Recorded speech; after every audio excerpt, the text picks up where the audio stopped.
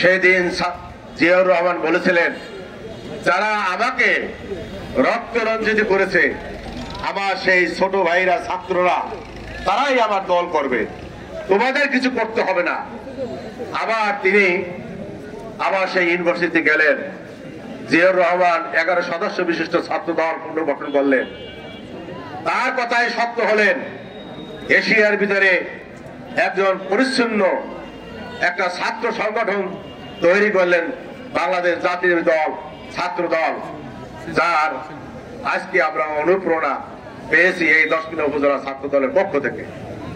প্রিয় ভাইরা, আমি বক্তব্য রাখবো না। আপনারা স্বৈরাচার আন্দোলনে খুনি হাসিনাকে আন্দোলনে আমরা দীর্ঘ 15 বছরে বাংলাদেশ ছাত্র দল শত শত লোক গুম হয়ে গেছে, অনেকে রক্ত রঞ্জিত হয়ে গিয়েছে। 5ই আগস্টের পরে বা 5ই আগস্টের আগে অনেক ছাত্র নিহত হয়েছেন। সেই কেন নিহত হয়েছেন? এই স্বৈরাচার হাসিনাকে পদত্যাগ করার জন্য। হাসিনা শুধু পদত্যাগ করেন নাই, তিনি দেশ ত্যাগ করেছেন। যাদের রক্তের বিনিময়ে আমরা এই স্বাধীনতা পেয়েছি, সেই রক্তকে আমরা বেচা দিতে দেব কি? সেই রক্তকে বেচা দিতে দেব?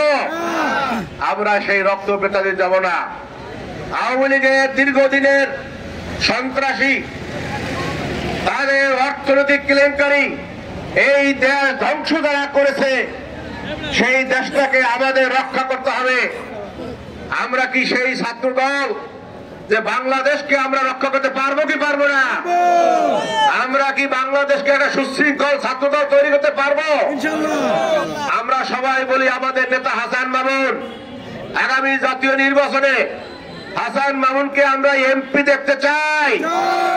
আমরা হাসান মামুনকে এমপি বানাতে চাই।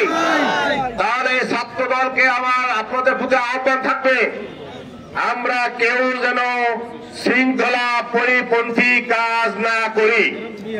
আজকের এই ছাত্র দলের 46তম প্রতিষ্ঠা বার্ষিকী আমি 10 উপজেলা বিএনপি সাধারণ সম্পাদক হিসেবে ছাত্র দলকে অনুরোধ করব যে আমরা দলের শৃঙ্খলা পরিপন্থী কোন কাজে লিপ্ত হব না। কি বলে ঠিক না বেটে?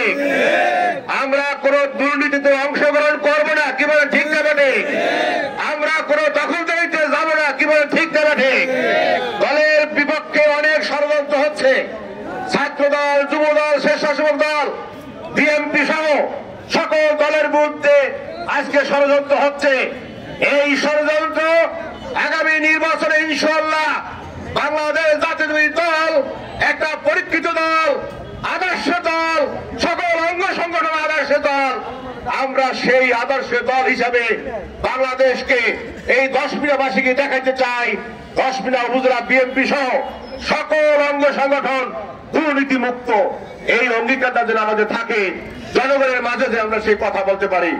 আজকে এখানে উপস্থিত মিডিয়া এবং সাংবাদিক ভাইদেরকে অনুরোধ করব, আপনারা দীর্ঘদিন যে সাংবাদিকতা করেছেন, এখন আপনারা সাংবাদিক লিখতে পারেন, বলতে পারেন, সবকিছু করতে পারেন।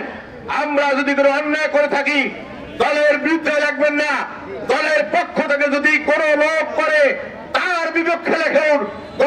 কাকে লেখা আমি মনে করি সমুচিত হবে না। আমরা দুর্নীতি করব না, দুর্নীতি সহ করব না, দুর্নীতি করতেও দেব না। ইনশাআল্লাহ এই হোক আমাদের অঙ্গীকার। আজকে যারা এখানে অনেক কষ্ট করে দীর্ঘক্ষণ